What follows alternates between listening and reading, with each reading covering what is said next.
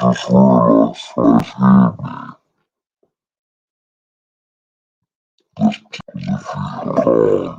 and March will start again on finishing really bad. Hold on 1 second. I wanna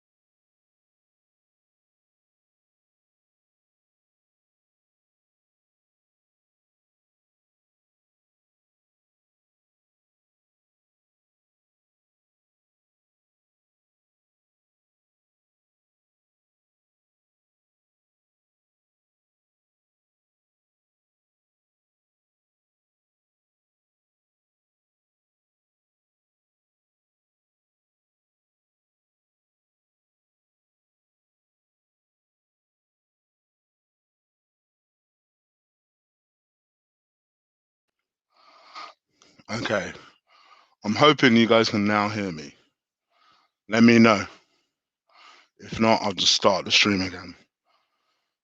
Let me know. Let me know. Can you hear me?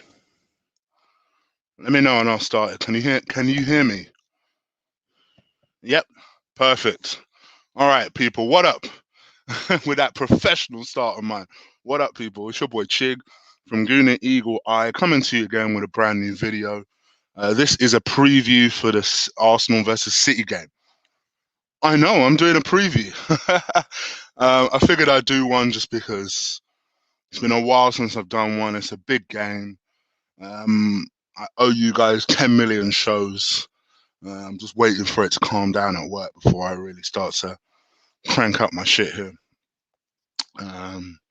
But yes, I figured I'd do a show for this just because, I think you guys have seen by the podcast and stuff, I've got quite a lot to say about certain things. Just certain things that have kind of got my kind of bee in the bonnet about Arsenal and Arteta and the way people perceive us at the moment. I think going into this game, it's. I'm not gonna lie to you guys. I've never been less confident for an Arsenal Man City game. Normally, I go into a Arsenal Man City game with a little bit of confidence that it's at the Emirates, but not today. I mean, for me, I think it's a matter of time before we get steamrolled. I think we could get well beaten here, to be perfectly honest. I think City are in such top gear and in such free flow. Not to mention that they've got, I think, um, they've got some of their best players coming back. Aguero can't even get into the team. And Arsenal are struggling at the moment. And it's difficult because obviously we're 10th. And you look at the league, you think to yourself, oh, it's a bit unlikely that Arsenal are going to get into the top 4 via the league. So it's kind of stick or twist with whether or not you remain with the same team. Me personally, what would I do? I would focus on the Europa League. It's an opportunity to win a trophy, a European trophy at that. And yes, I think there's some difficult teams in the Europa League, but believe it or not, our position is so precarious and poor in the Premier League that, quite frankly, ignore my can of 7-Up in the corner. By the way, I just seen that.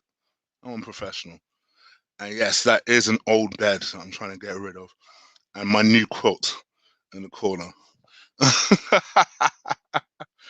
Dear, oh dear, oh dear. Sorry, I'm just looking at my background. So yes, Arsenal's position in the league is so precarious that you really have to decide about whether or not you want to continue in the league. It's I must admit, I ain't gonna lie to you. I haven't watched any of the press conferences. I've not watched any of the press conference at all. I've not watched any of this Arteta Pep loving. I saw a flipping quote today saying, "Oh well, me and Pep support each other." Oh fuck! Get a fucking room. I want to hear all that shit. I want to hear how are you going to take us forward. And you know what? It's always whenever we play City, I think Arteta's worst quotes come out in the press conferences. I saw another quote in this press conference where he was talking about how he's devising a plan where he believes that Arsenal are getting better and that they're ready to mount a challenge next season for the Premier League title.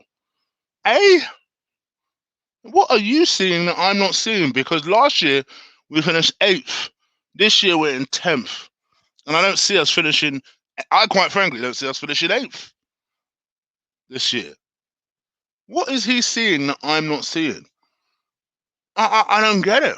I honestly don't get it. I think the guy is just a lip service guy. I honestly just feel like, for me, he's one of these people that I think talks the talk, but just fails to deliver. And he's just he just talks a better game than he could deliver. It's as simple as that. I'm trying to see some encouragement in what he does. People are going to point to the fact that we're harder to beat. Whoopty fucking do when we're 10th. I hate when people point out to me that Arsenal have the 3rd best defense in the league. Okay, do you get points for that? No. Do you get prize money for that? No. Are we still 10th? Yeah. So why are you telling me this? Oh, well, it's going to lead to progress next season. You mean the way it was going to lead to progress this season? We're finishing lower. It's just the logic. But I'm illogical for pointing out what I'm seeing, as opposed to what you're hoping to see. So frustrating, but we are where we are, and it is a PR machine. You're right, Josh. It's a PR machine from a lot of Arteta ins, a lot of the people who are just too scared to see change coming into the club. I mean, all right, I know Chelsea drew today, but I always point to Chelsea, where yes, they changed their manager a lot, but it breeds success. I don't necessarily want us to change our manager a lot, but I also want us to be honest when we've made a mistake. When we've made a mistake, how can you give such a massive job to a novice? I will still never understand. I will never understand. And I just feel like, for me, it's all well and good giving it to a novice if he learns from his mistakes. But this is not a man that, for me, learns from his mistakes. This is a man that will still give David Luiz a new contract, in spite of the fact that we shouldn't have signed the motherfucker in the first place. Never mind giving him a new contract. But he'll give him a new contract. He'll give Lacazette a new contract. Meanwhile, he's sat there in press conferences, in my personal opinion, lying to you, telling you that, he's going to keep, Balogun is going to stay because I believe he wants to stay. Why the fuck would Balogun want to stay? Why are you lying to me right now? Like, do you think I'm a fucking idiot? I would have believed you more if it was at the start of the season when Balogun was actually playing. But Balogun's not playing, but now you expect me to believe that Balogun has told you privately that he wants to stay. How? Where is the evidence of that? Why would he want to stay? What are you talking about? I'm not a fucking idiot. I hate it whenever I listen to him talk about Balogun, because it's like, I'm not an idiot. For me, I mentally accepted he's gone. I don't blame the kid. I don't blame the kid at all. I mentally accepted he's gone. Just stop lying to me, because you don't know how to handle youngsters. And by the way, yours truly has been saying that for how long? I could see it 6 months into the job that this guy had no clue how to handle youngsters. Instead, he insists on keeping Eddie, right? This poor fucking kid, right? Clearly not good enough for Arsenal. Doesn't even then use him. Doesn't even use him anymore. So what the fuck was the point turning down all that money for him? Oh, there are just so many things about Mikel Arteta I don't understand, I don't get, but it is what it is. We are where we are, and these are the reasons why ultimately I think we're going to smoke my Man City. Because meanwhile, you've got Pep, who is peddling this nonsense. Oh, well, Mikel Arteta is making Arsenal a better fucking team. I'll shut the fuck up. It's making me dislike Pep. Just hearing that bullshit. Shut the fuck up. You must be laughing your head off in private. Oh, he's making Arsenal a better side, and they're more resilient, and you know, Mikel Arteta will come good. And you know what? Here's the thing that's going to piss me off, and I'll be the first to say it, because even if Mikel Arteta eventually goes on to be a good manager, he can still be sacked by Arsenal and still go on to be a good manager elsewhere. I don't want people to come running back to me telling me, oh, well, see? What do you mean, see? What difference does it make?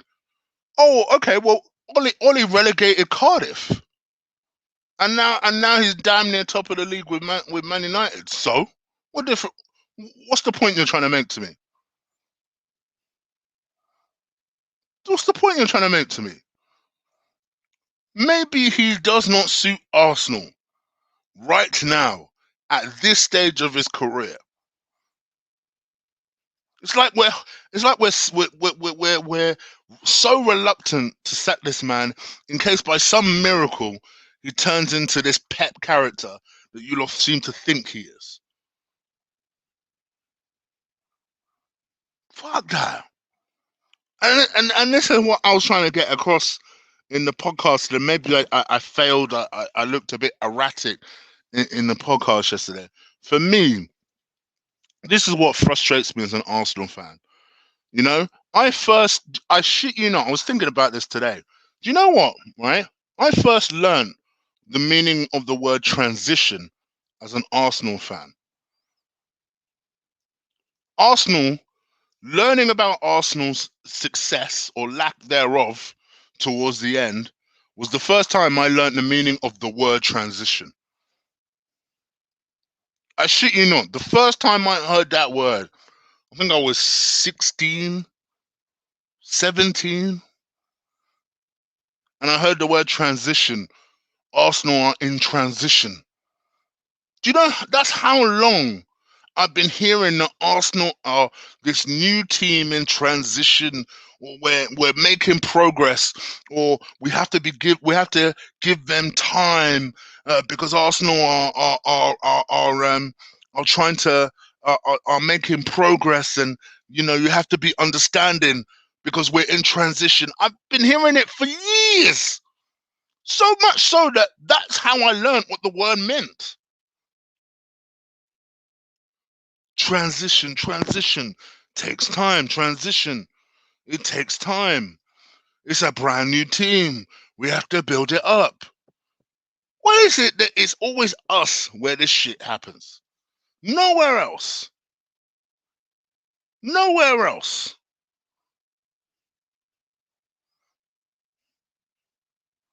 Why can't we do something now by being honest with ourselves about our team, about players that are not good enough in the team. Players that, let's face it, when we go in tomorrow's game, we know are going to let us down. The game is already going to be an uphill battle because you're facing Man City. You're facing Man City. There is a reason that we're 11-2 to win that game. I thought Claude was joking when he said we were 11-2. I've actually checked it on Sky Bet. We are 11-2 odds to win that game at home. There's a reason.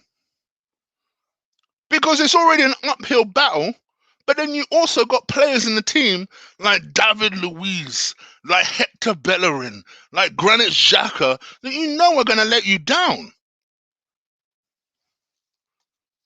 We've got three types of players in the team. We've got great prospects that are not quite ready yet, if we're being honest. Then we've got players who, bless them, for all their effort, they're just not good enough. And then we've got the liabilities in the team.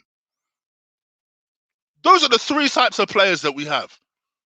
Tell me otherwise.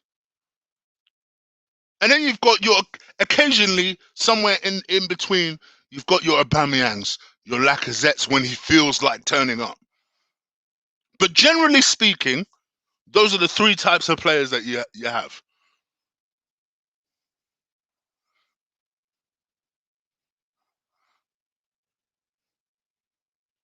And you just know that the liabilities are going to show the fuck up tomorrow. Heck, due to the fact that our squad is so poor in certain areas, I've had to put a couple of them liabilities in the team, in my team that I'm about to show you.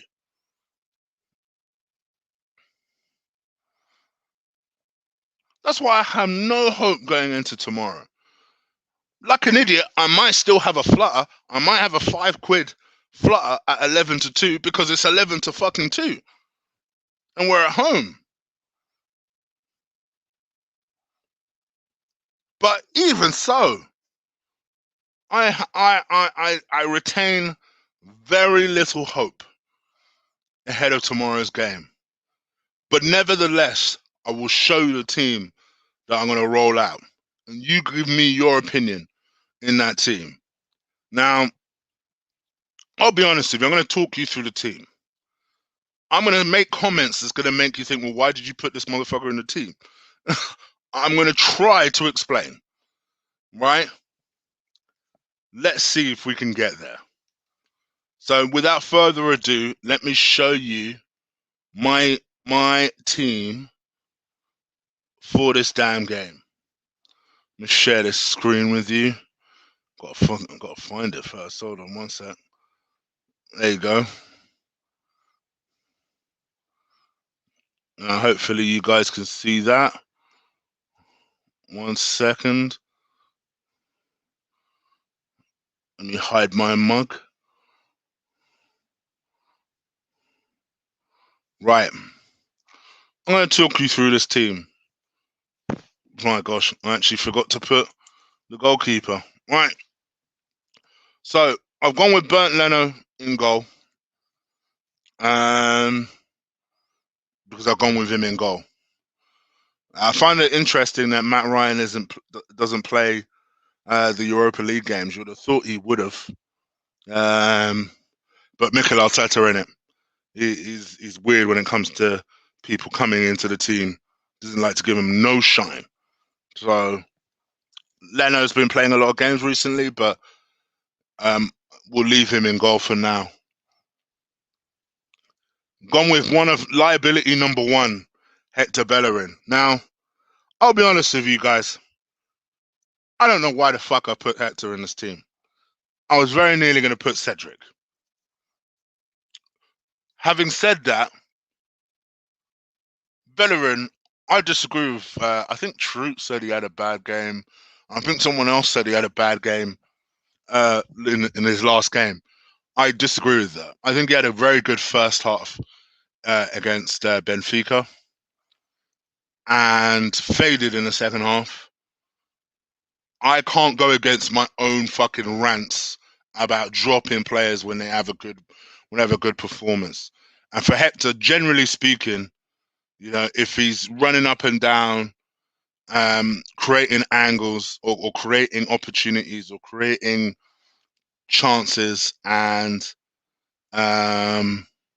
he's not fucking up, then generally speaking, you've got to leave him in the team. So I've left Hector Bellerin in my team. Gone with liability number 2, right next to him. You're probably thinking, what the fuck, chick? I can't put Rob Holding in this team. Because as much as David Luiz is a liability, I think Rob Holding, in certain aspects, is a bigger, will commit more mistakes over the course of a game. So David Luiz might commit the more high-profile mistake, because it would be like a glaring error. But I think Rob Holding would be the more inconsistent when it comes to defending. I both think they're poor defenders, to be perfectly honest. But we are where we are. You guys already know, me personally, if it was up to me, Chambers would have been getting games. He'd be match fit, and he'd be the one playing. But of course, he's a good player. So of course, Mikel Arteta doesn't play him because Mikel fucking Arteta. So I'm going to have to go with David Luiz. Generally speaking, I was going to say he plays well against Man City, but I think he's been sent off against Man City before. So let me scratch that shit. I'm hoping he'll have a good game.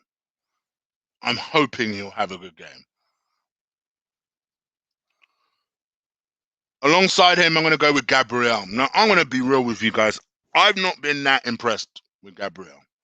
I think he's a decent player. I do think he gets way too much praise from some of you lot. I'm not quite buying it. I see some faults there. I do think that he is overly aggressive. Sometimes I do think he goes to ground too quickly. I think it's because of the fact that he has a lack of pace. So he tries to impose himself as early as possible onto a player, which to me isn't necessarily a bad thing if you know how to do it. I'm not convinced he knows how to do it. And of course, we don't have a coach who's capable of teaching him properly. So he commits the same sort of errors. I think he's always going to be a player that is going to walk that tightrope of being sent off. And that's my worry with Gabriel. So I'm not quite as high on him as some of you lot. The jury for me is still out on him. But I play him in this game. Because unfortunately our defenders are so poor. He's probably still, in spite of my reservations, one of the best ones out there. That's how poor of a situation we're in. In an ideal situation, there's no way I'd start Kieran Tierney, based on the fact that he's so delicate and this is an intense game, to say to him, all right, mate, we need you to start. But all right, mate, we need you to start. So I've gone with Kieran Tierney. Just in front of these lot, I've gone with Mohamed El Nene. I'm not expecting Thomas Partey anytime soon. I think defensively he's going to be put on us. So we need El Nene to have one of his better games and break some shit up. El Nene fits in the category of, bless him, no matter how much he tries, he'll never be good enough. That's Mohamed El Nene. That's the category I talked about earlier. Then I've gone with Granit Xhaka and Dani Ceballos. I think they can work well together if they have an anchor behind him. So that's why I've gone with El Nene behind him as the anchor, to allow Granit Xhaka and Dani Ceballos to do whatever it is that they do. Again, another one that I actually thought had a decent game last game, but many people disagreed, including my watch-along partner. But yes, Dani Ceballos I'm going to go with in 8th position. Notice I see no number 10. So I'm gonna make some explanations right now. Smith Rowe for me is in desperate need of a fucking rest. So that's why he's not in my starting lineup. Bukayo Saka is someone who I would rather save for Benfica than risk in an injury to a Man City side that are probably going to slap us anyway. So I ain't resting him. Plus, he's another one that looks kind of tired to me. So I'm going to start in Nicolas Pepe because this motherfucker didn't deserve to be dropped any fucking way. I mean, he must be thinking, what is it I have to do? Did I fuck your wife or something? Like, why? What is it? Why is it that you always seem to drop me? Here's the thing, right? Even if you're a Nicolas Pepe doubter, right? And I'm sure there are some in the chat right now. Even you must be sat there thinking, all right, he's being treated a little bit harshly still. This guy was playing well. Then weirdly got dropped last week. I thought, okay, cool. Maybe he's being rested ahead of Benfica. Doesn't start against Benfica either. So you're thinking, what the fuck? At this point, I honestly don't know what his problem is with Nicolas Pepe. I've seen people suggest it's racism. I've seen people suggest that he just does not like the guy. I mean, it's very clear that he does not rate him. And I'm at the point now where you guys know I like Pepe. I like Pepe a lot. I do like Pepe a lot. I think he's a very good player. Very skillful.